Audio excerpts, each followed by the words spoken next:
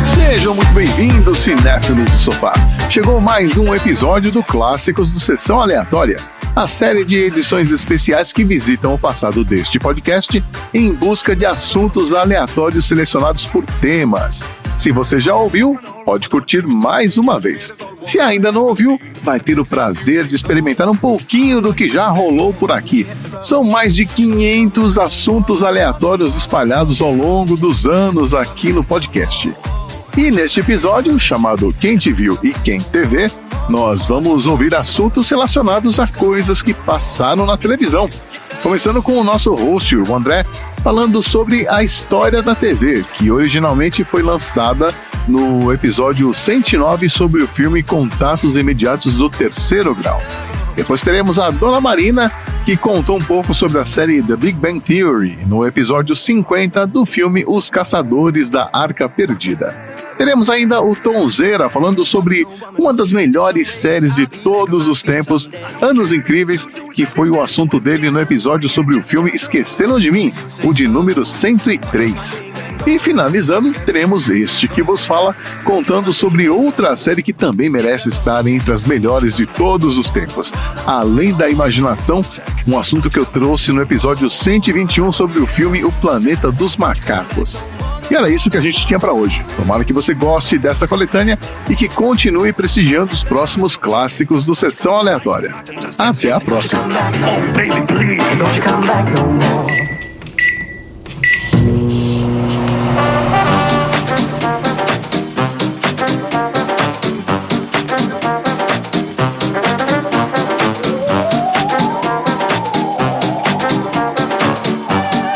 Sessão Aleatória.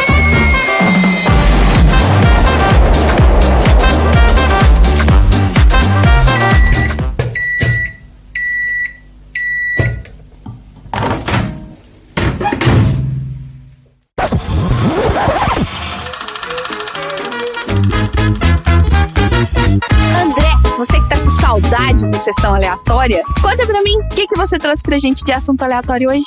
Além dos alienígenas, esse filme tem um outro coadjuvante não humano extremamente importante para a trama, que é uma das maiores invenções da história que moldou a sociedade no século XX, que até hoje tem grande influência nas nossas vidas, que é a televisão, minha gente. Olha aí!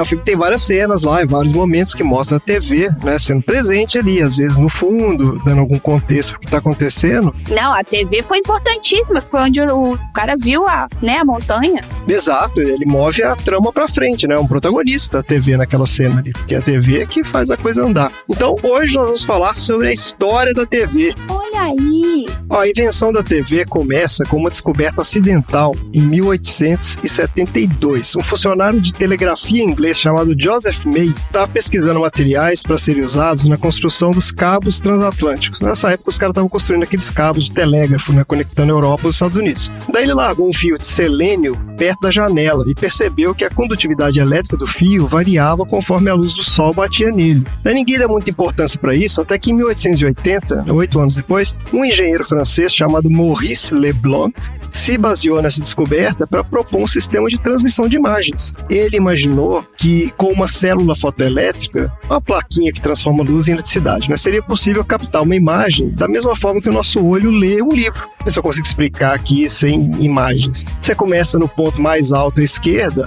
e você vai caminhando ponto a ponto para a direita, até chegar no final da linha, daí você salta para a próxima linha. E cada ponto desse transmite um sinal elétrico que representa quanta luz que ele está captando ali. Daí do outro lado da transmissão você tem um receptor sincronizado, né, com esse transmissor que vai reconstituindo a imagem linha a linha. Esse sistema foi chamado de varredura e é assim que a televisão funciona até hoje. É esse sistema aí. É por isso que quando a gente olhava, hoje a gente não vê isso mais, mas antigamente quando a gente enfiava a cara na televisão assim, você via as linhazinhas, né? Você enfiava a cara. Tinha os quadradinhos com 3 risquinhos verticais, um vermelho, um azul e um verde. E se você botava a cara na televisão, era tipo uma linha reta, assim, de vários quadradinhos. É isso mesmo, exatamente isso. Fiz várias vezes. Mas os primeiros sistemas baseados nesse princípio só foram desenvolvidos nos anos 1920, né, 40 anos depois. E inicialmente utilizando um sistema mecânico de captura e reprodução de imagem.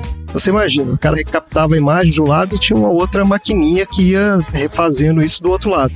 Isso, em 1929, a BBC de Londres já tinha começado a fazer transmissões experimentais usando esse sistema. Só que o sistema era uma porcaria, obviamente, né? A qualidade de imagem era muito ruim, então não tinha muita aplicação prática. Só que pouco depois, os engenheiros da época substituíram esse sistema mecânico por um eletrônico, né? Em que o desenho da imagem é feito por um feixe de elétrons acelerados através de um tubo de vácuo. E foi assim que surgiu a famosa tecnologia CRT, de tubo de raios catódicos. Ou, para os mais íntimos, a famosa TV de tubo. Olha era aí. aquele monstrengo que todos nós abrigávamos nas nossas casas aí até bem pouco tempo atrás, né? Até os anos 2010, aí, mais ou menos.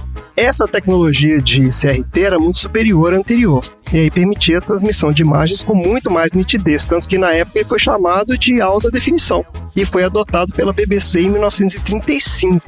Enquanto isso, nos Estados Unidos, uma empresa chamada Radio Corporation of America, que é a RCA, RCA.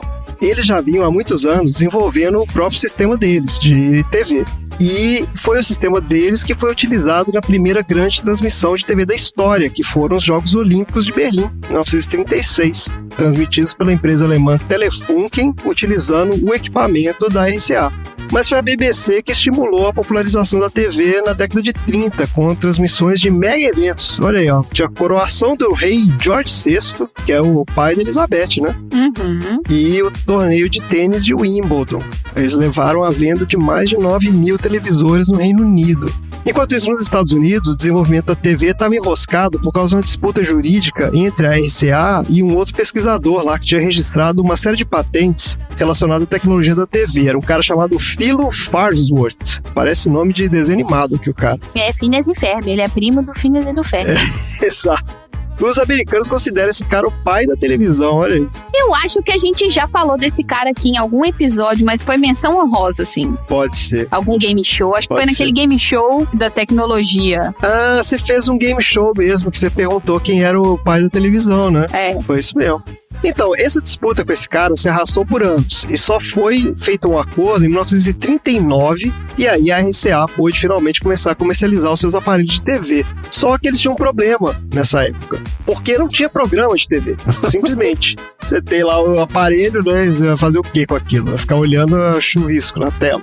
Então a RCA criou uma outra empresa chamada National Broadcasting Corporation, NBC. ou NBC, para criar a programação que seria assistida na TV deles. E foi aí que a indústria de TVs começou a engatinhar. Mas essa fase durou muito pouco, porque em 41 os japoneses atacaram Pearl Harbor, levando os Estados Unidos a entrar na Segunda Guerra Mundial. E durante a guerra, toda a produção de TV foi suspensa, tanto nos Estados Unidos como na Europa.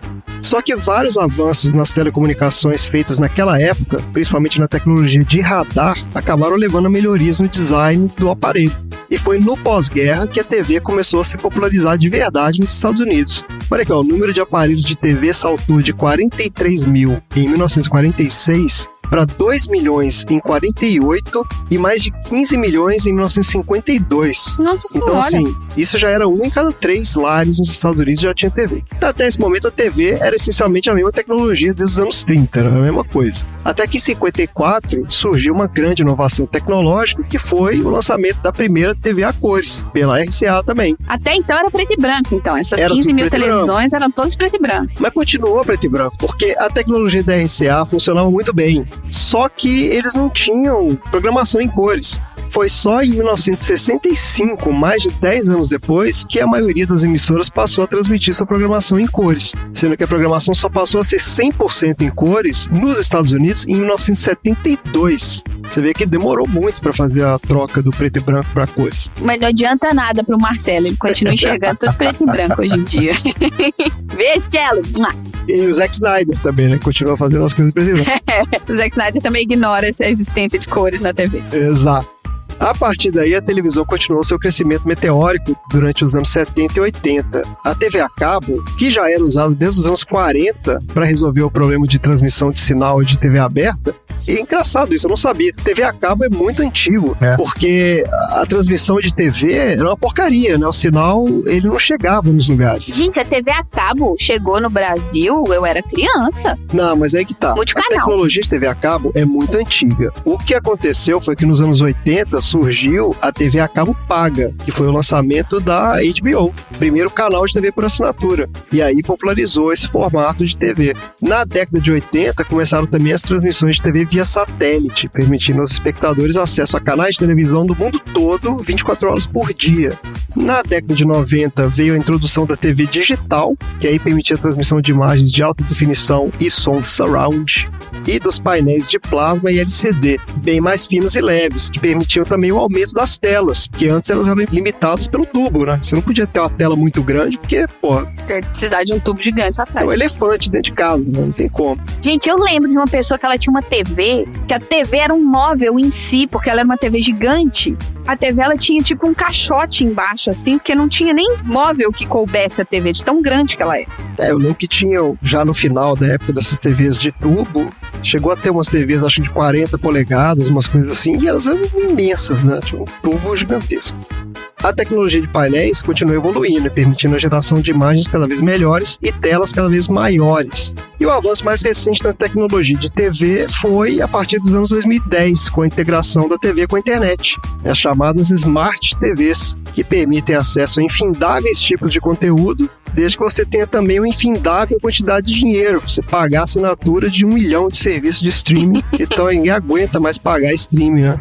Mas, e no Brasil? Como é que foi a história da TV? Então, eu me baseei aqui numa linha do tempo publicada no oficinadanet.com, da autoria aqui da Priscila Kinast. Obrigado, Priscila, por compartilhar com o mundo aí sua pesquisa. Olha aí. Eu peguei aqui mais ou menos a timeline que ela fez, dei uma incrementada aqui pra gente comentar os principais momentos da TV no Brasil. Vamos ver se vocês se lembram aqui desses fatos históricos aqui, ó. Banheiro do Gugu.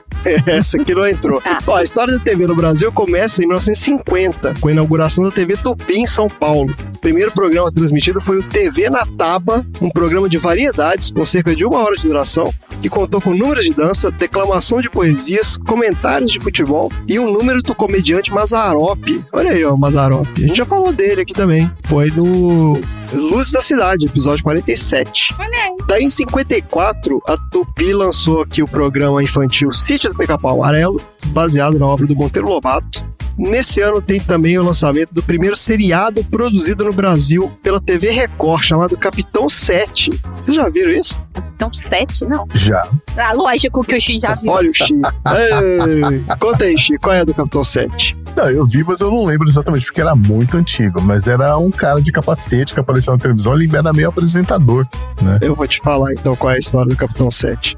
Carlos é um brilhante químico que na infância, após ter auxiliado alienígenas, foi levado para o espaço e retornou com poderes especiais, como habilidade de voar, força descomunal e velocidade. Sob a identidade de Capitão 7, os superpoderes só se manifestam quando ele veste seu uniforme especial. Impecavelmente guardado é uma caixa de fósforo. Olha aí. O seu principal inimigo é o vilão Caveira. O 7 aqui, ó, é porque o canal era 7. É porque a Record era o canal 7. E é por isso que ele era o Capitão 7. Olha aí. Que merda. Mas assim, que fique claro, eu vi as reprises, tá? Porque o original era muito, muito velho. Isso aqui é muito antigo, gente, pelo amor de Deus, 54. Ó, 56, TV Paulista lançou o programa de humor Praça da Alegria, do Manuel da Nóbrega, que fazia o personagem de um senhor que se sentava no banco de uma praça e dialogava com tipos engraçados. Ei, beleza. Isso não é a Praça é Nossa, não? E isso depois virou a Praça é Nossa, né? Anos depois. Olha aí, que agora é o Carlos da Nóbrega. Isso. É porque é o... Que é o filho do É o Carlos Manuel da Alberto Nóbrega. da Nóbrega e esse é o filho dele. Isso aí. Olha aí. Exatamente. Inclusive, tinham muitos personagens da Praça da Alegria que foram pra Praça Nossa. E, inclusive, os mesmos atores. Sim, inclusive, ó, o Rony Rios, que fazia a velha surda, já é dessa época aqui. O cara levou esse personagem, cara, a gente via isso nos anos 90, cara. O negócio é de 56. Olha aí. Exatamente. Ó, em 56 também teve a estreia do Chacrinha na TV Tupi, um programa chamado Rancho de Mr. Chacrinha, que era uma série de faroeste infanto-juvenil, onde ele interpretava o papel do xerife. Meu Deus do céu. Meu Deus do céu. A TV brasileira era qualquer coisa. Ó, 57, olha aqui. A TV Rio lança o programa de humor Escolinha do Professor Raimundo, sob o Esse eu comando do assisti. Chico Anísio. Isso eu assisti. Agora eu Gente, entro na conversa. 57 a gente tá falando. Ah, então foi esse aí que eu assisti, não. Não, porque esses programas ficavam no ar durante 40 anos. Esse que é o negócio. Sim. Ó, 63, lançamento do programa Silvio Santos na TV Paulista. E a TV Excelsior lança a primeira telenovela no Brasil, 25499 Ocupado. Nossa senhora, estrelado por Tarcísio Meira e Glória Menezes. Daí tem aqui, ó, lançamento da TV Globo em 65, TV Bandeirantes em 67, TV Cultura em 69. Em 69 teve a chegada do Homem à Lua e teve uma transmissão que foi feita um pool por todas as emissoras do país, com a narração do Wilton Gomes e fundo musical do Assim Falou Zaratustra, do Strauss, que é obviamente por causa do filme do Kubrick, né? De 2000. Ah, sim. É a música que toca no filme lá. Daí TV Gazeta em 1970. Aí na década de 70 tem uma porrada de coisa que o governo militar fechou isso, fechou o outro, fechou o canal tal, não sei o que, os caras encheram o saco, fecharam uma porrada de TV. Mas em 72 foi o ano da TV a cores no Brasil. Foi a primeira transmissão a cores da TV brasileira, a Festa da Uva de Caxias do Sul. Olha aí, que beleza. Que programão, hein, Em galera? cores. Ai, Deus. Aí eu teve aqui, ó. Aqui entramos na zona do X, ó. X, você tem que saber isso aqui, ó. 83. Lançamento da Rede Manchete, que contava com equipamentos de última geração, antenas mais altas e potentes e a única preparada para som estéreo. Tinha essa história de que a Manchete era melhor que as outras em termos de imagem? Mas não adiantava nada. É tipo hoje em dia você fazer um podcast dos melhores equipamentos e o cara ouvindo um fone de ouvido de R$5, né? É, tem a mesma isso também, coisa. né? A minha TV é um lixo, não adiantava A nada. TV era assim. tua porcaria, exato. Aí a programação era uma merda também, né? TV Manchete não era, não tinha programa. Ali eu assisti a Xuxa, depois assisti alguns documentários jornalísticos investigativos que eram bons, mas eu não lembro de muita coisa, não. Tinha Faustão também, não era? Não, aqui ó. Na Manchete, não. Faustão tá aqui, ó. 84. Estreia na TV de Fausto Silva, comandando Perdidos na Noite, programa de variedades na TV Gazeta. Na Gazeta. Depois foi para Bandeirantes. Isso. Daí, em 85, teve o lançamento do primeiro satélite de comunicação brasileiro, o BrasilSat, permitindo a transmissão 24 horas por dia e abrindo caminho para a chegada das antenas parabólicas, que levavam a TV até localidades rurais. Eu tinha um tio que ele tinha um sítio e ele tinha uma parabólica lá, pegava mesmo o sinal de tudo quanto é lugar. Ah, sim, a gente tinha parabólica também. Depois o pessoal começou a instalar. Daí, ó, 86, Show da Xuxa na TV Globo, programa infantil que foi exibido por 6 anos e meio, de segunda a sábado, nas manhãs da emissora. Daí, 89, lançamento da TV por assinatura no Brasil. Aí, Marina, foi aqui, ó. Olha aí. Pelo Canal Mais, que transmitia o sinal da ESPN. Daí, no final dos anos 90... Não, eu comecei a assistir Cartoon Network. Ah, aqui, ó. Cartoon Network, que tá aqui, ó. 93, lançamento do Cartoon Network. É isso aí. Era multicanal, lá em Belo Horizonte. Mas antes disso, teve em 90 o lançamento da MTV Brasil. Olha A aí. equipe de VJs era formada pela Astrid Fontanelli, Cuca Lazarotto, Daniela Barbieri, Gastão Moreira, Maria Paula, Rodrigo Leão, Thunderbird, Zeca Camargo. Olha só. Eu só conheci o Thunderbird. Imagina. Zeca Camargo, Astrid, Cuca, O Zeca Camargo da Globo? Ah, Gastão. O Gastão ficou muito tempo lá. Astrid, que tá até hoje no Multishow, GNT, essas coisas. Maria Paula foi pro Cacete Planeta depois. Maria Paula do Cacete Planeta. Essa geração aí, quase todo mundo deu certo. gente, mas que reciclado. É porque, gente, eu não associei que era a mesma pessoa. Eu sou da época da Sabrina Parlatore. Não, mas aí já é outra geração. Você pegou a segunda geração. Que eu conheci pessoalmente. Sim, você falou lá Que no é a menina PDG. que passou a noite com o Chico. Que isso, gente? Pois é. É isso aí. Ouça lá. Escutem aí as histórias de trabalho do Cleiton, eu acho. E os últimos marcos da TV brasileira aqui, ó, no ano 2000, o lançamento do No Limite da Globo, que foi apresentado pelo Zeca Camargo, olha ele aí, ó. Foi o primeiro reality show da TV brasileira.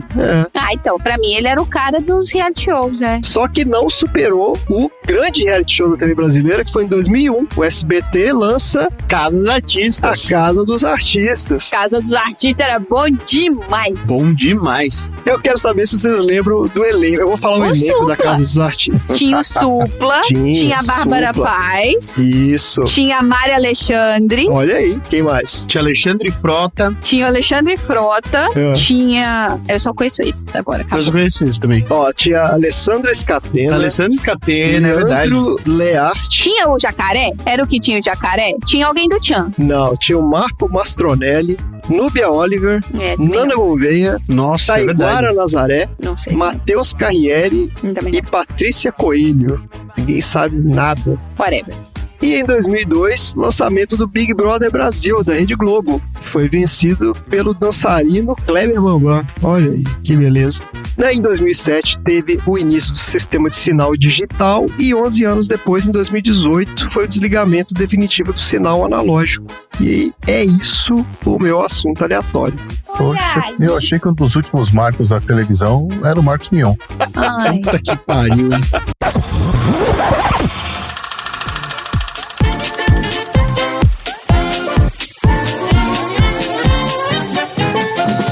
Marina, qual é o assunto aleatório da semana?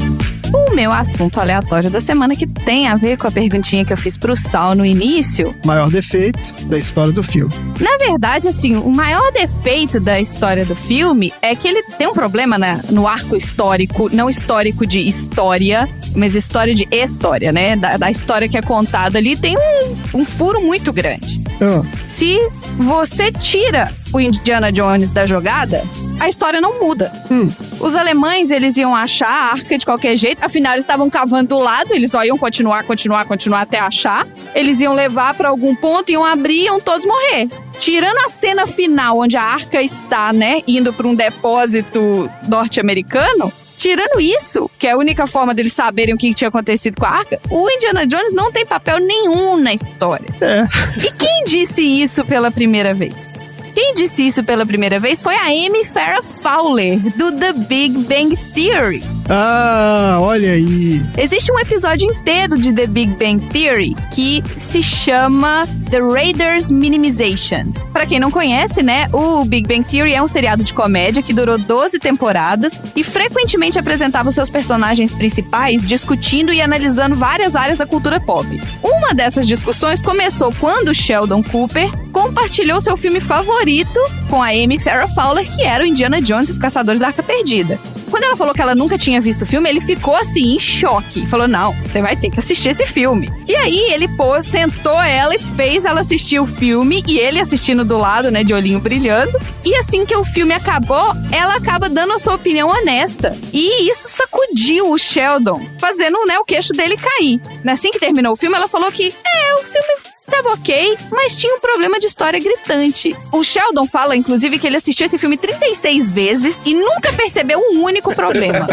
E pra quem conhece o Sheldon, significa que se ele nunca viu nenhum problema, não tem nenhum problema. Mas independente de como seu namorado se sente, a Amy ainda tentou dar uma minimizada sendo um pouco doce, mas ela explicou que o Indiana Jones não tem papel nenhum no desfecho da história. E a conclusão é de que o personagem, né, não impede que os nazistas encontrem a arca. Mesmo que ele receba o medalhão da Marion antes, eles vão abrir a arca e o final, se o Indiana Jones não estivesse no filme, vai acabar sendo o mesmo. Ia dar na mesma, não é verdade? Ele nem impediu os caras de pegar o negócio. Se aquela arca também não tivesse aquele poder ali, ia dar na mesma, porque os caras iam levar do mesmo jeito. E, de certa forma, a descoberta da Amy sobre a relevância do impacto do Indiana Jones na história dos Caçadores da Arca Perdida foi muito difícil de ignorar. Os fãs da série ficaram estarrecidos.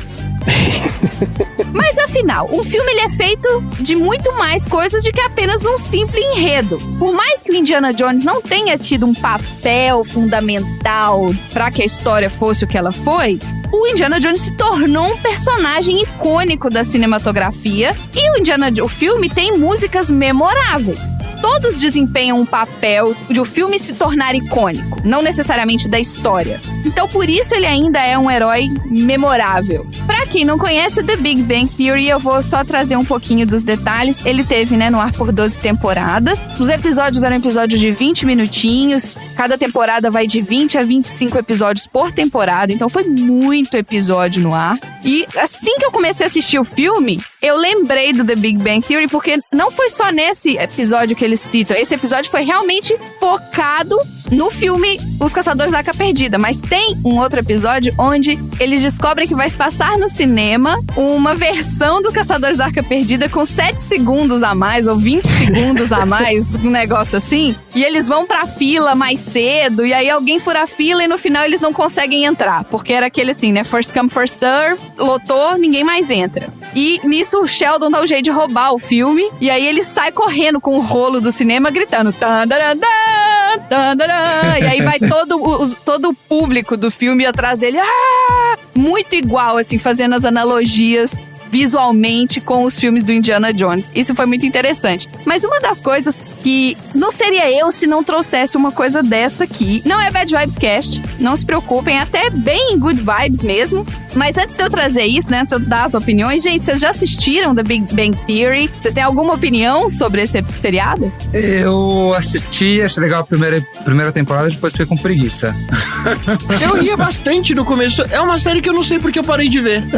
Eu assisti vários episódios, né, Marina? Assim, quem mora comigo, obrigatoriamente, já deve ter assistido vários episódios, várias vezes, inclusive. Querendo ou não. Mas é legal, eu acho bem legal também. Eu achei que você ia falar daquele episódio que eles ficam o tempo inteiro cantando a música do Thor e Dr. Jones. Não tem um negócio desse? Thor and Dr. Jones, Thor and Dr. Jones.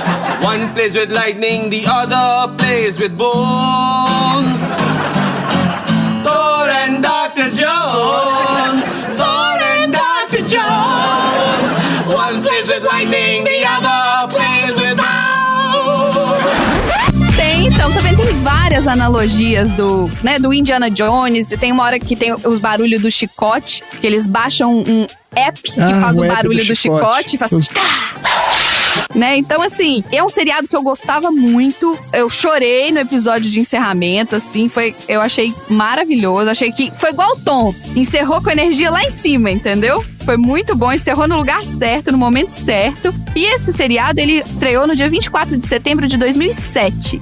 Mas o seriado que efetivamente foi ao ar foi o segundo piloto. O primeiro piloto nem foi pro ar. Era uma estrutura completamente diferente, que tinha uma outra personagem mulher, mas o Jim Parsons, que é o cara que faz o Sheldon Cooper, e o Johnny Galecki, que é o cara que faz o Leonard, eles entraram tão bem no personagem, eles se encaixaram tão bem naqueles personagens que eles resolveram reescrever. Aí trouxeram aquele Coco como a Penny, trouxeram o Kutrapali e o Wolowitz para fechar esse quinteto das primeiras 3 temporadas. Mas vamos falar do Show Me the Money! Fazia episódio que não tinha esse grito. Tom Cruise tá no seriado também? Que hora foi pra isso que eu não vi? Entrou no portal. Eu vou falar o nome dos personagens pra ficar mais fácil de vocês visualizarem quem que é. Nas primeiras 3 temporadas, a Penny, o Leonard e o Sheldon eram os artistas principais e eles recebiam $60 mil por episódio. Tá bom. Nada mal, né? Tá ótimo. Na 4ª temporada subiu pra $200 mil por episódio. Lembrando que tem entre 17 a 25 episódios por temporada. A temporada dura 1 ano. E ainda tinha um adicional de 50 mil nas 3 temporadas seguintes. Então, né, na 5ª, na 6ª e na 7ª, foi subindo. Na 7ª, eles já estavam ganhando $350 mil por episódio. Tô até emocionado, eu tô triste por eles. Será que eles tinham um cafezinho também? Uma copa com cafezinho? Que eles podiam pegar Eles tinham lanche? camarim, sim, tinha tudo. Já em 2013, a Mayim Bialik e a Melissa Rauch, que faziam os papéis da Amy Farrah Fowler e da Bernadette Rostenkowski, elas já estavam atuantes na série, elas faziam parte do, né? Elas eram personagens, digamos assim, secundários, não faziam parte desse... Elas viraram parte do cast principal, né? Viraram, elas entraram, a Amy entrou pra ser o que seria uma Sheldon mulher, pra mostrar que ele poderia se relacionar, a Bernadette entrou pra ser um relacionamento do Howard, e elas acabaram ganhando o gosto, né, do público e ficaram. Quando elas entraram, elas faziam de $20 a $30 mil por episódio. E aí, os contratos novos delas, em 2013, dobravam isso. Chegavam até $60 mil por episódio. Mas, na 7ª temporada, o Leonard, a Penny e o Sheldon, eles estavam ganhando 0,25% de todo o dinheiro que a série fazia. Ah, eles começaram a ganhar participação no rendimento do negócio. Sim, e retroativo. Senhor! Que isso? Porra, esses caras são bons de negociar contrato, viu? Pô, parabéns pra eles. Então, chegou ao ponto de que a partir da 8ª temporada, eles estavam ganhando $1 milhão por episódio. Eita, aí sim. É meio pouco, né? O quê? Eu fico até triste.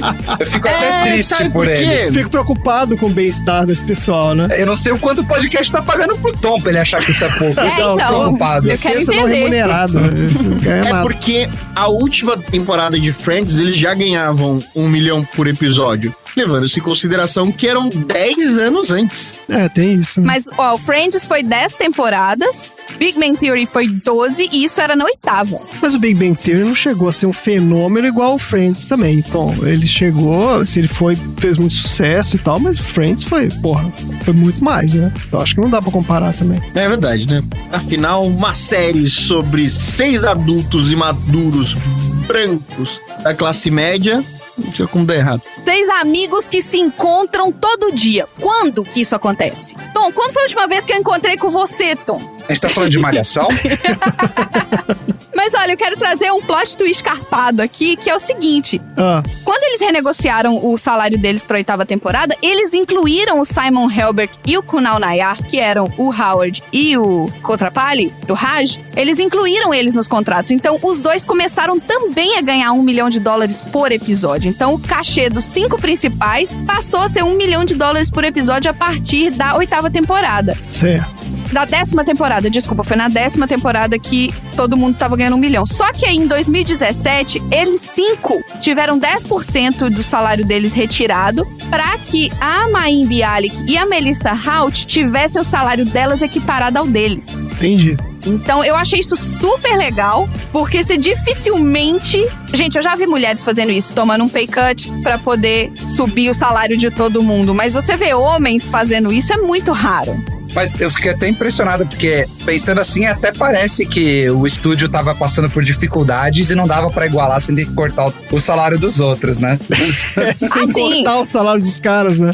Pois foda, é. né? Aí é executivo também, né? Isso foi uma das coisas que eu achei mais interessante, assim, porque eles acabaram virando uma família, né? Os atores acabaram virando uma família, assim como deve virar, né? Você imagina, você conviver com uma pessoa por 12 anos da sua vida, no todo dia, você acaba, né, convivendo. Então, assim, eu acho que uma das partes mais interessantes pra mim, além de todas essas coisas de produção, é que eles trouxeram várias figuras da cultura pop pra série. Uma das últimas eles trouxeram, inclusive, o Stephen Hawking, quando ele tava vivo. Ele fez várias pontas no seriado, mas uma participação, que só pra encerrar a minha participação aqui, uma participação muito interessante foi a do Mark Hamill. E aí, quando ele recebeu a convite pra fazer uma ponta no Big Bang Theory, ele, claro, quem que eu vou ser? Aí ele recebeu a resposta, não, você vai ser você vai ser o Mark Hamill, ator, que fez. Ele, nossa, esse é o pior papel que eu já fiz na minha vida. Porque ele nunca tinha representado ele mesmo, entendeu? O Mark Hamill é muito gente boa. É, e ele fez o papel de Mark Hamill celebrando o casamento do Sheldon com a Amy. Olha aí. Foi um episódio muito engraçado, onde ele perdeu o cachorrinho dele, o Wolowitz achou. Ele falou, o que eu posso fazer pra compensar? Bingo, ele colocou o Mark Hamill pra celebrar o casamento. E aí, quando o Sheldon e a Amy receberam a certidão, ele falava assim, olha, eu tenho um autógrafo do Mark Hamill na minha certidão de casamento e tal. Achei muito interessante isso. E eu acho que, assim, é uma série que me lembrou muito a faculdade, sabe? Todos esses caras dessa série, assim, me lembravam muitas pessoas com quem eu convivi quando eu fiz faculdade. Cara, eram todos assim, esse pensamento muito analítico, a timidez, não sei o que. E você vê o desenvolvimento do personagem, eu achei, assim, muito interessante. Já tem problemas hoje, né? A galera já tá problemificando o fato deles terem colocado piadas da religião judaica porque o Howard é judeu, deles terem estereotipado o Raj Kotrapalli porque ele é indiano. Mas tudo é produto da sua época, né? Eu acho, inclusive, que é uma série que melhorou com o tempo, porque, eu não sei se você tinha essa mesma impressão, mas acho que na primeira temporada, talvez a primeira e a segunda... Na primeira temporada, a Penny era uma idiota. Era muito aquele estereótipo da loura burra, né, e dos nerds. A gostosa que é burra e os caras que são mega inteligentes, mas que são são socialmente incapazes e tal. Então era um pouco bobo nesse sentido, e depois mudaram isso. Ela foi ficando mais esperta ao longo das temporadas e começaram a colocar aquelas outras meninas também, que aí, eram muito mais interessantes, né? A Bernadette é biomédica, é doutora, a Amy também é neurocientista, então assim... E eram personagens engraçados, que interagiam com os outros caras, zoavam os caras e tal. A Bernadette é demais. Ela isso foi muito legal. Então deu uma amadurecida também nesse sentido, né? O que é comum, né, 13 anos de seriado, O negócio quando começou, o mundo era de um jeito e depois, as pessoas vão melhorando, né? Se espera, pelo menos. Esse é meu assunto aleatório, The Big Bang Theory. Alguns segredinhos de The Big Bang Theory, que é um seriado que eu gosto muito.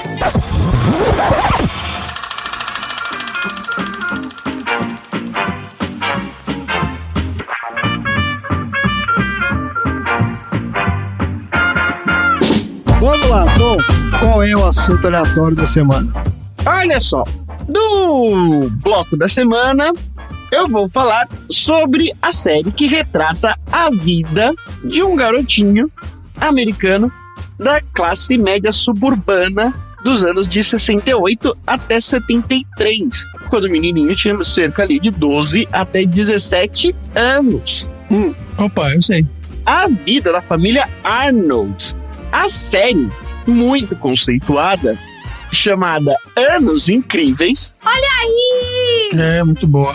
Tem como estrutura narrativa a dublagem do Kevin Arnold, o protagonista da série, já adulto, com cerca de 30 anos de idade. Isso. Só que o que a maioria das pessoas não sabem é que o dublador original da série é um dos nossos queridos bandidos molhados, o ator Daniel Stern, que inclusive aparece no último episódio da série. Não, é que você falou dublador, mas é o narrador que você quer dizer, né? É o narrador da série. Ah, tá bom. A série Anos Incríveis foi uma série de televisão americana criada por Carol Black e Neil Marlins. E ela durou 6 temporadas na rede americana ABC, de 88 a 93, com cerca de 115 episódios. No Brasil, o programa foi exibido pela primeira vez na Cultura, em meados do começo da década de 90, que era quando eu assisti, Eu e também. foi muito sucesso. Muito. Eu assisti no Multishow. E isso, depois disso que ela já chegou a foi passar outra. na TV Bandeirantes, na Multishow e na Rede 21, até voltar a passar na TV Cultura. O programa Anos Incríveis apresentou as questões sociais e os eventos históricos do final dos anos 60 e início dos anos 70 nos Estados Unidos, por meio da percepção do protagonista Kevin Arnold, interpretado pelo ator Fred Savage, que vive os principais temas da adolescência com um grande amigo, o Paul Pfeiffer, e a sua paquerinha, a Winnie Cooper. Não tinha uma fake news lá, uma lenda urbana de que o menino era o Merlin Manson, um negócio assim? Sim. Inclusive ia ser a minha pergunta. Ah, desculpa. Ia ser a minha pergunta da abertura, mas eu pensei que talvez fosse agressiva demais. Mas é fake news, esse foi... Fake news. Não tem nada a ver. Enquanto se passam as histórias, os acontecimentos são narrados por um Kevin mais velho e experiente que descreve o que acontece na série, na vida dele na época, e também aquilo que ele tem aprendido com as suas experiências, como se fosse uma maneira de também relatar que nem tudo aquilo que aconteceu é efetivamente aquilo que deveria acontecer. Nos últimos anos, muitos críticos de televisão passaram a considerar a série um clássico. Por exemplo, o TV Guide nomeou como um dos 20 melhores programas da década de 80 e também teve um grande impacto na própria indústria de séries ao longo dos anos, inspirando muitos outros programas. A série, ela foi primeiro conceitualmente criada pelos escritores Neil Marlins e Carol Black, que passaram a se tornar um casal depois disso. Olha aí. Eles pensaram em criar um programa familiar que pudesse criar um retrato daquilo que é a geração dos baby boomers durante os anos 60, principalmente por ser um momento de grandes mudanças radicais na história americana. Por exemplo, o primeiro episódio, já de cara, retrata os principais acontecimentos de 1968, como os Panteras Negras, a influência de Martin Luther King, o assassinato do presidente John Kennedy e também o momento em que se é declarada a guerra no Vietnã. Uhum. Depois de fazer o primeiro esboço do que seria o episódio piloto, o casal foi atrás de encontrar redes de televisão que estivessem interessadas a bancar a série. Nenhuma delas demonstrou interesse, exceto o canal ABC. O problema ao longo da série é, conforme o Kevin amadurecia, a série começa com ele com 12 anos de idade, os produtores queriam que a história da série também amadurecesse e ficasse mais complexa. No entanto, os executivos da ABC ficaram bastante incomodados com essa possibilidade, porque o conteúdo iria se tornar cada vez mais explícito. Por exemplo, quando o Kevin alcança a idade de 16, 17 anos, havia assuntos com os quais ele teria que se defrontar, como, por exemplo, drogas, sexualidade, que não poderia ser apresentado de uma maneira muito tranquila no horário das 8, sem manchar a construção e a respeitabilidade que a série tinha construído junto com a audiência daquele horário. Por ser uma série de época, os custos começaram a se tornar muito crescentes para uma produção que, apesar de ser bem sucedida, não dava exatamente o mesmo retorno no começo dos anos 90. Porque a galera vai ficando famosa, né? Os caras vão ficando mais famosos e vai renegociando o salário, acho que é isso, né? Eles tinham que colocar locações antigas, né? Tá certo, tem isso também, tem que ter o carro dos anos 60, Tem a ver também com o fato de que, tipo, a galera também envelhece, né? As crianças envelhecem. Mas por que isso aumenta o custo? Porque tem que fazer mais rápido as coisas, e pra fazer mais rápido... tem que ser mais rápido, é verdade. O último episódio foi exibido no dia 12 de maio de 1993. E o produtor da série, um cara chamado Bob Brush, disse que o final não foi mais ou menos como ele esperava, mas a equipe também não sabia, durante a filmagem do último episódio, que aquele, na verdade, se tratava da última temporada da série.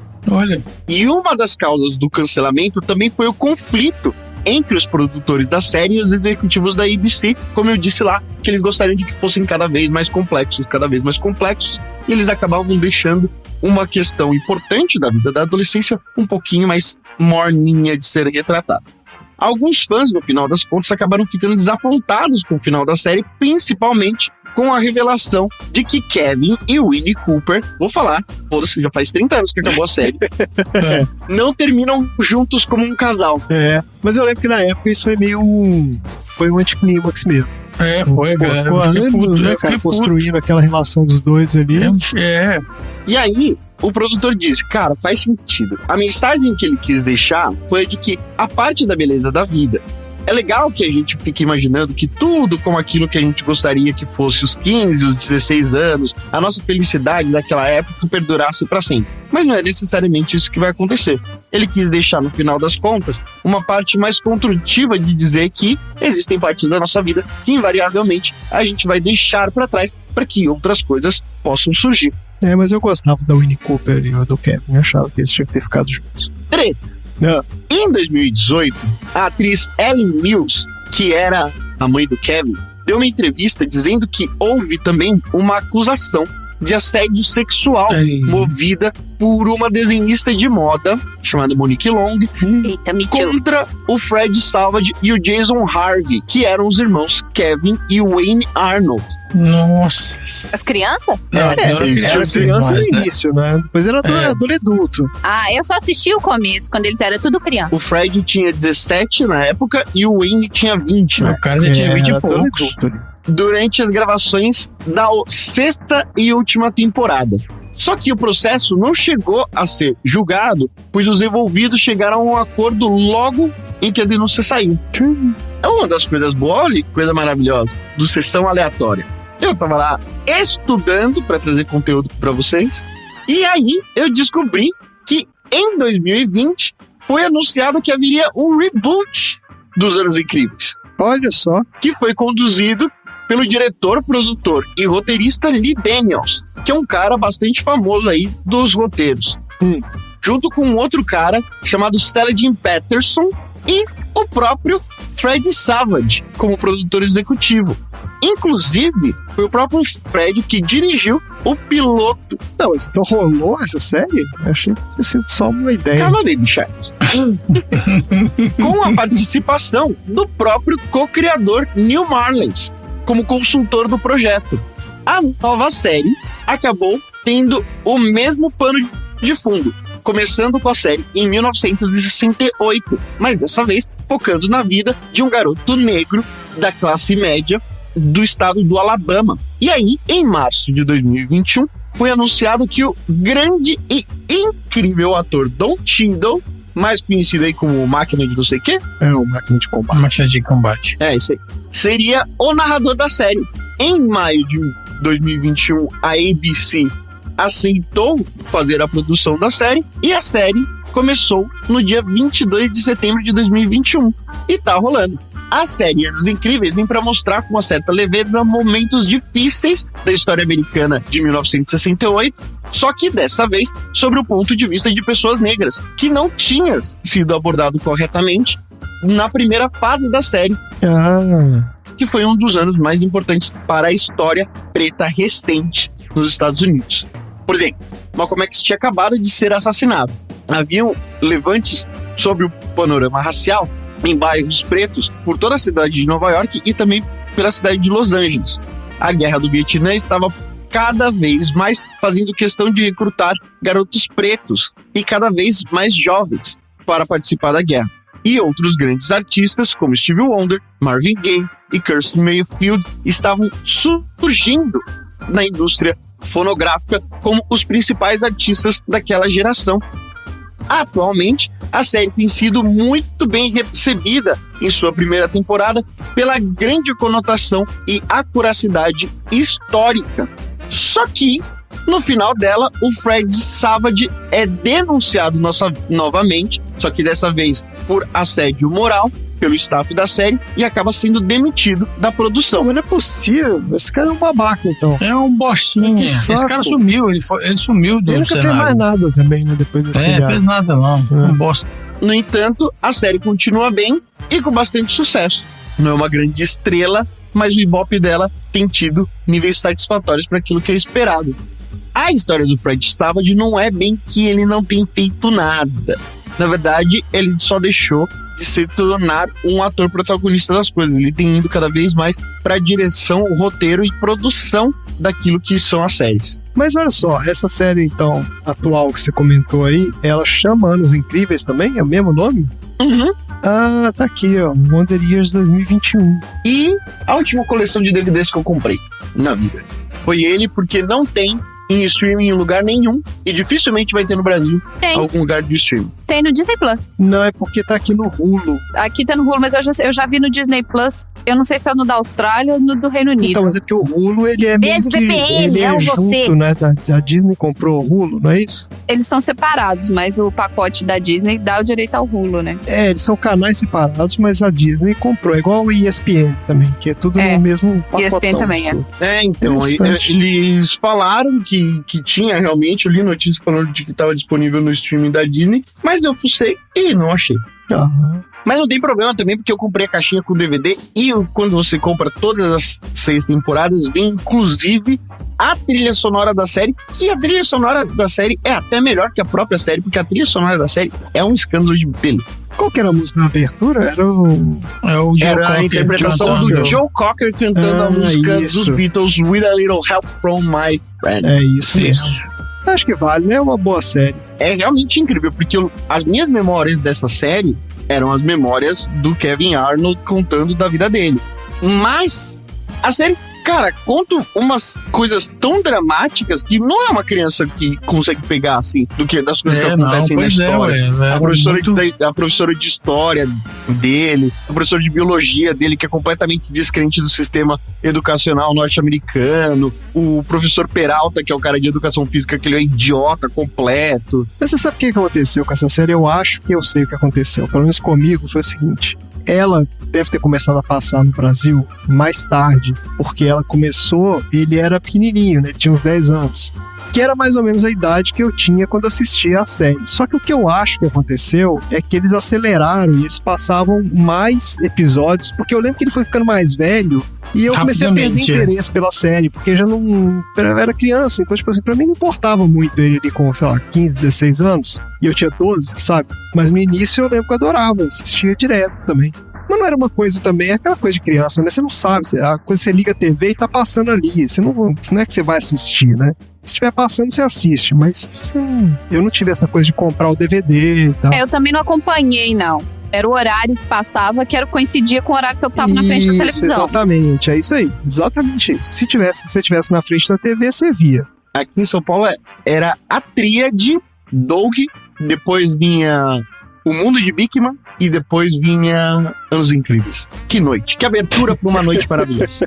Eu assistia à tarde no Multishow. O Doug e o Monte de Bikman passava aqui à tarde também. Será que passava esse outro? A gente tava Passava muito Confissão de Adolescente. Era diferente. Não, é verdade, tinha Confissão de Adolescente também, uma produção original, que revelou Débora Seco pro mundo. Ah, era mesmo, é verdade. Assim, existe um gap de geração de uma década entre nós. Então, quando eu assisti, já era reprise da reprise da reprise. A gente provavelmente assistiu só a reprise, não a reprise da reprise.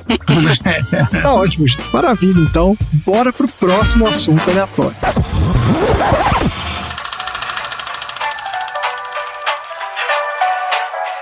Our program is People in Jazz. Today our man in jazz group. Oi. É com você o assunto aleatório da semana. Bom, como o Tom Zera mencionou lá no início da conversa, né, o Rod Serling foi um dos roteiristas do filme O Planeta dos Macacos. E nos anos 60, quando ele foi contratado para escrever o filme, ele já era famoso por ter sido o criador de uma das mais aclamadas e influentes séries de TV de todos os tempos, The Twilight Zone, ou Além da Imaginação, como ficou conhecida aqui no Brasil. Sim. E no meu assunto aleatório de hoje, eu vou contar a história dessa série e por que ela ainda é lembrada 64 anos após a sua estreia na TV. Pô, maravilhoso. A pena que a Marina não tá aqui, porque ela é fã do Além da Imaginação. Ela assistiu Nossa, eu também sou. várias muito bom, cara. das versões. É muito legal. Bom, o Rod Serling nasceu em Syracuse, em Nova York, em 1924. Desde jovem ele era fascinado por contar histórias e foi escrevendo em um diário durante a Segunda Guerra Mundial que ele descobriu seu amor pela escrita. E aí, quando acabou a guerra, ele se formou em literatura e escrita criativa lá em Ohio, e ainda nos anos 50 ele começou a trabalhar como roteirista para televisão, logo se tornando um dos mais bem-sucedidos da indústria.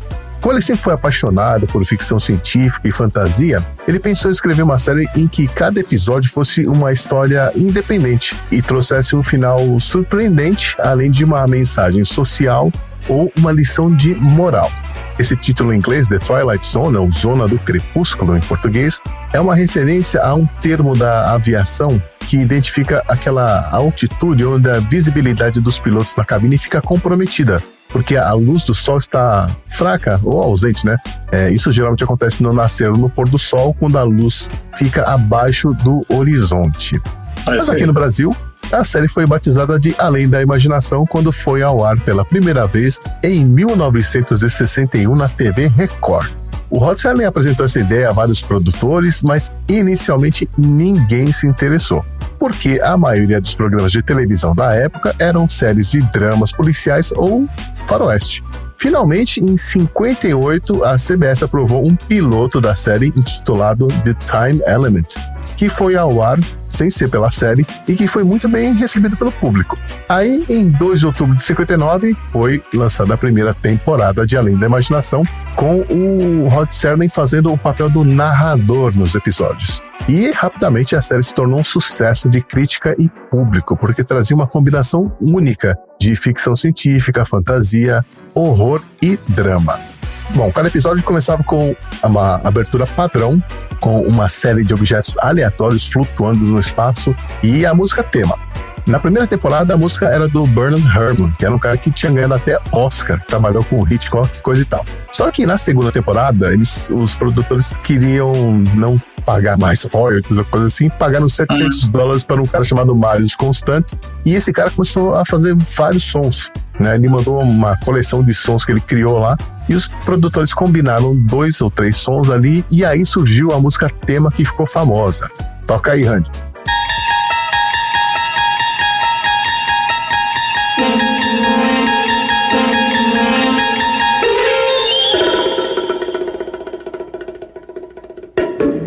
Em cima dessa música tema, o Rod Serling narrava um texto introdutório. Esse texto mudou um pouco no decorrer das temporadas, mas o da primeira temporada era assim. Há uma quinta dimensão, além daquelas conhecidas pelo homem. É uma dimensão tão vasta como o espaço, tão desprovida de tempo como o infinito. É É o espaço intermediário entre a luz e a sombra, entre a ciência e a superstição, e se encontra entre o abismo dos temores do homem e o cume de seus conhecimentos. É a dimensão da fantasia, uma dimensão além da imaginação. A série se tornou um dos programas de TV mais assistidos da época e ganhou 2 prêmios Emmy e um Globo de Ouro durante os 6 anos em que ficou no ar. E, tecnicamente, também ganhou um Oscar. Peraí, como assim? Série de TV não concorre ao Oscar? Até eu explico. É que na 5ª temporada, o Rod Serling estava ficando sem ideias. Aí a CBS estava ficando sem dinheiro também, e por conta disso, o produtor William Frog comprou os direitos de um curta-metragem chamado An Occurrence at Owl Creek Bridge, de um cara chamado Robert Enrico. Pagou só $25 mil, né? Era um valor baixo comparado com o custo médio de um episódio do Além da Imaginação, que era de 65 mil. O filme foi adaptado para se tornar um episódio do programa, ou seja, recebeu a introdução e a conclusão com o Rod Serling, mas o resto continuou intocado. E quando ele foi ao ar em 64, o curta-metragem já havia ganhado 2 prêmios de melhor curta-metragem no Festival de Cinema de Cannes, em 62, e o Oscar de melhor curta-metragem de live action de 63. Ou seja, a série Twilight Zone pode dizer que tem um episódio que ganhou um Oscar. Alguns atores que depois ficariam famosos participaram de episódios da série, como o William Shatner, que a gente mencionou agora há pouco, o Spock, né, o Leonard Nimoy, também o Buster Keaton, o George Takei, o Rod McDowell, que a gente viu no filme Planeta dos Macacos, também fez um episódio, também Robert Redford, Burt Reynolds, entre outros. Só que nem tudo foram flores, né? A série enfrentou desafios ao longo dos anos, incluindo a pressão dos patrocinadores para suavizar os temas polêmicos, além da competição com outros programas populares, como Bonanza e Gunsmoke. Bonanza ficou no ar muito tempo, hein? A Bonanza eu conheço, esse outro eu nunca ouvi falar. Teve no Brasil esse Gunsmoke? Passou na Record, Gunsmoke.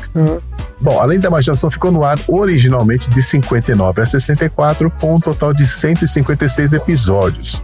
Cada um tinha cerca de 25 minutos de duração, mais ou menos. Foram vários roteiristas que participaram da série, mas o Serling escreveu 92 desses 156 episódios. E, na verdade, a série só saiu do ar porque o Serling sentiu que já tinha falado tudo o que queria falar dos episódios e preferiu focar a atenção em novos desafios criativos. Mas por conta das reprises da TV, a série sempre se manteve na cultura popular. Ela foi revivida em 3 ocasiões. A primeira em 85, durou 3 temporadas só. A segunda em 2002, que só teve 1 temporada. E a terceira agora, em 2020, quando ela foi escrita e produzida pelo Jordan Peele, para ser exibida na CBS também, só que agora o nome é Paramount Plus. Bom, Além da Imaginação foi uma série muito influente e muitos diretores famosos citaram a série como uma grande inspiração. Entre eles, o Steven Spielberg, o Guillermo del Toro, o Jordan Peele e o J.J. Abrams. Ela sempre é citada nas listas de melhores séries de TV de todos os tempos pelo impacto na cultura popular, inspirando inúmeras séries de televisão, filmes e obras literárias. E também ajudou a consolidar o formato do episódio independente, que se tornou comum em programas de televisão posteriormente. O formato de antologia, né, que eles chamam.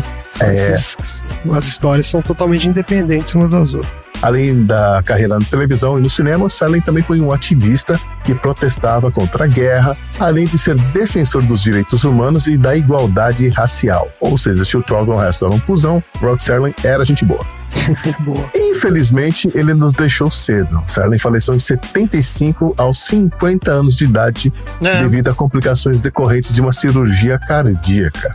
Ele deixou um legado duradouro na televisão americana e será para sempre lembrado como um dos escritores mais influentes e imaginativos de sua geração. E aí eu pergunto para vocês já assistiram algum episódio da série original? Não. Nunca? Não. Nem os famosos? Não. Então, eu assisti alguns, eu falei que a Marina é fã do Além da Imaginação, só que a Marina tem um problema, quer dizer, quando ela gosta de alguma coisa, ela assiste em loop eterno. Não pode ser. Não, Então, assim, ela tem exato, então. Ela tá, né, a gente sabe que ela tá aí nessa fase do dorama, mas já teve outras. Então esperando a Coreia acabar. Mas ela teve, por exemplo, ela teve a fase do Star Trek, ela assistiu a série antiga, ela assistiu um episódio depois do outro. E o Além da Imaginação foi assim também. Então, assim, ela começa a assistir loucamente e eu não consegui acompanhar junto, porque eu não consigo assistir 8 horas direto do negócio, e ela consegue. Mas eu lembro de alguns episódios que me marcaram. Um foi o do cara que... Não sei se ele trabalhava numa biblioteca, mas ele era o cara que queria ler e ele não tinha tempo. Sim. E ele ficava reclamando que, eu só queria ter tempo pra ler os livros, não sei o quê. Sim. Aí ele acorda um dia e acabou. Não tem mais ninguém no mundo, né? Só tem ele. Não, ele trabalhava num banco e aí ele entrou no cofre pra fazer alguma coisa e caiu uma bomba atômica e explodiu, acabou o mundo. E ele tava no cofre e se salvou. Exato, só que só sobrou ele, né? Aí ele sai e fica felizão, porque ele fala, maravilha, agora eu tenho todo o tempo do mundo, eu vou poder ler os livros que eu sempre quis, não sei o quê. Aí ele vai andando, acho que ele vai na biblioteca, né, pegar os livros, não sei o quê. E de repente, cara, ele tropeça e ele pisa no óculos. E ele não enxerga mais nada. E aí termina assim o episódio. Isso é muito bom. Que cara. ódio. É uma dor na alma esse episódio. Porque e o cara, não. E tem o outro que eu lembro também, que era uma cirurgia plástica, que tem uma mulher deitada numa maca, e eles vão tirando ali as ataduras e tal, e aí os médicos vão falando com as enfermeiras, assim, nossa, doutor, a cirurgia não deu certo, não sei o que absurdo. Aí a mulher se olha no espelho e dá um grito, né? Que ela fica chocada com o que ela vê. E ela tá linda, né?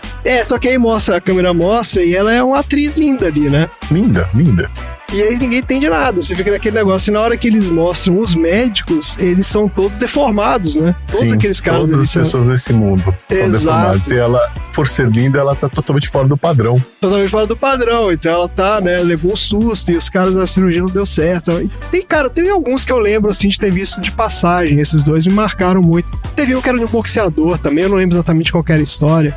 Eu acho que o episódio mais famoso da série é o terceiro da 5ª temporada, que ele se chamado Nightmare at 20,000 Feet, e é com o William Shatner. Ele é um cara chamado Bobby Wilson, ele teve alta de um hospital psiquiátrico e ele embarca no avião para voltar para casa com a mulher.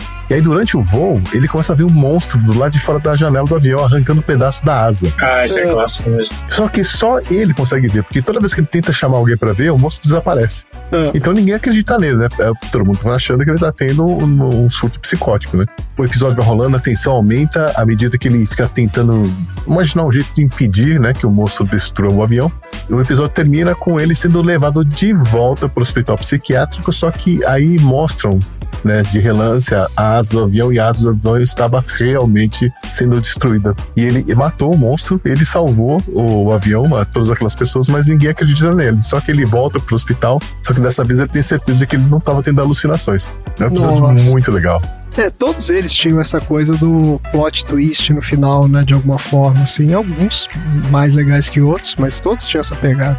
Se você, ouvinte, quiser ver a série original, vai ter que apelar para meios não convencionais, porque não tá em nenhum dos serviços de streaming mais populares do Brasil. Mas você encontra Além da Imaginação original no Oldflix. Já ouviram falar do Oldflix? Oldflix? Não. O que é Oldflix? Oldflix. Já ouvi sim. Olha aí a propaganda gratuita.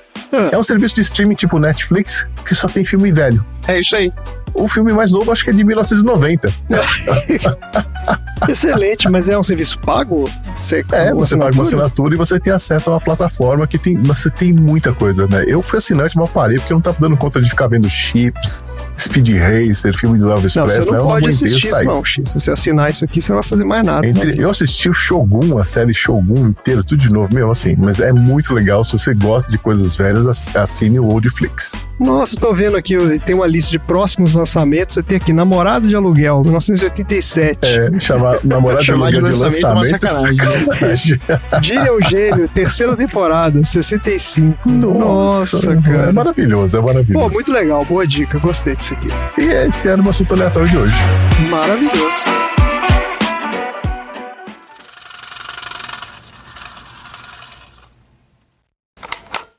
Fim da sessão.